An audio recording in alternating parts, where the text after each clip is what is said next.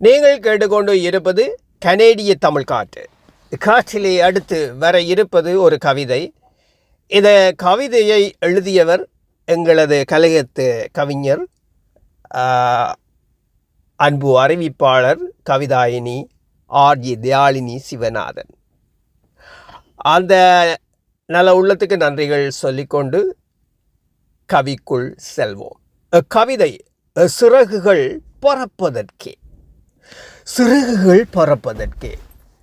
சீண்டாதே மானிடா, அறம்பல நீயும் அறிந்தவன் என்றால் பிறவுயிர் உனக்கு பெருமதி இல்லையா? திறந்து பார் கண்ணை, தெரிந்துகொள் உண்மை. இறைவன் படைப்பு என்றும் மேலானது. குறியும் நிறையும் கொடுப்பது பயனாள். நிறைவான வாழ்வை நினைத்தே மகிழ்ந்தேன்.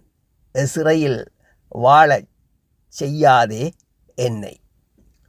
உயிரின் மதிப்பை உணராய் பாவியாய் பயிரிட்டு வளர்ப்பதேன். பாதகச் செயலை கயிற்றில் சுருக்கிடுவது கைவந்த கலையே. துயிலும் மனிதா, துணையாக்கி காத்திடாயோ. அற்புதம், அற்புதமான வரிகள் தயாளினி.